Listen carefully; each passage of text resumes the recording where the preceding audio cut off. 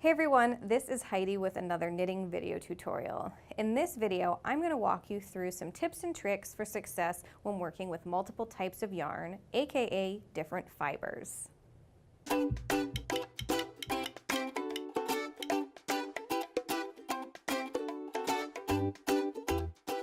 There are a few things to keep in mind when you work with multiple types of yarn. If you take a look at our swatch here, we have a couple sets of garter stitch knit with sugar and cream cotton yarn with 2 strands held together, which is where you get this pretty combination pastel color. But then for this middle section, we have a yarn that is inspired by wool roving, that's mostly wool content, that's done in stockinette stitch. So I'm just going to go over some tips and tricks for working with multiple strands of yarn to get them to look nice, play nice, and look well together. So right here, I have 5 stitches cast on and a couple rows of garter stitch worked using the 2 strands of sugar and cream cotton yarn held together and worked as one. So a couple things to keep in mind when you work with multiple types of yarn.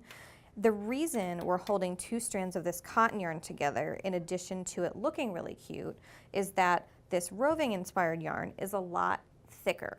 So that's one thing that we're doing here. We're holding these 2 strands of yarn together because they're so much thinner than this thick stuff.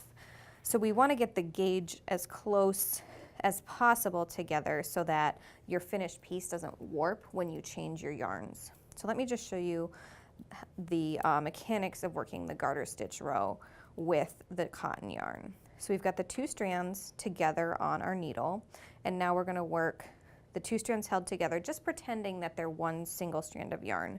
So we've got the 2 strands together wrapped around our finger, and we work that just like any other knit stitch. Just make sure that you're paying attention to what stitches you're working and that you're not splitting your yarn or the strands that are meant to be held together as one.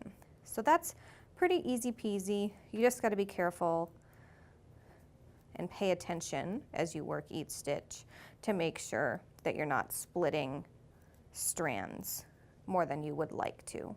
Next, let's switch to that wool yarn to change up things and see the difference that working with a single strand of a different type of yarn makes.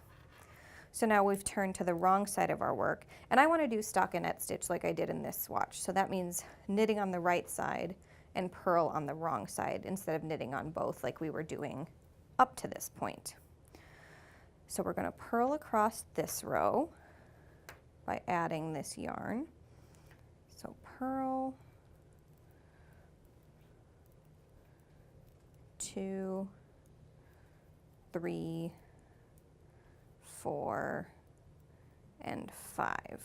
And so the only kind of jarring thing when you're working with multiple types of yarn is that it feels very strange to be working into, in this case, cotton yarn, but wrapping your yarn with wool. It's a very unusual sensation. But now that we're on to just wool, we're going to knit this side, and it feels a little bit more comfortable. But really, the main key when you're working with multiple types of yarn is getting your gauge right, but when you go to launder your finished knit that uses the different varieties of yarn, which I did here, you've got to be careful of a few things. Cotton and wool in this example, but let's extend that to mohair, cashmere, etc. When you blend different types of yarn, you've got to be really careful in laundry to make sure that you're not doing something that might shrink one and not the other fiber.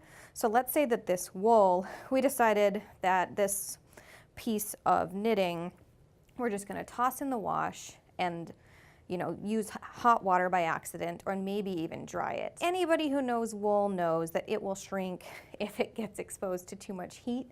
So what might happen in that case is that this middle section could shrink and the cotton sections could stay huge. So be really careful when you're mixing fiber types.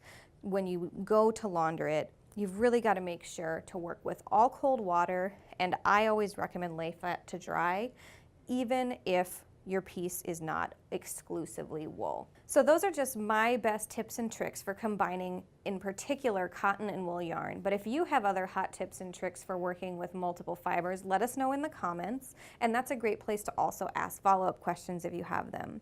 Don't forget to tune in again soon for more knitting video tutorials.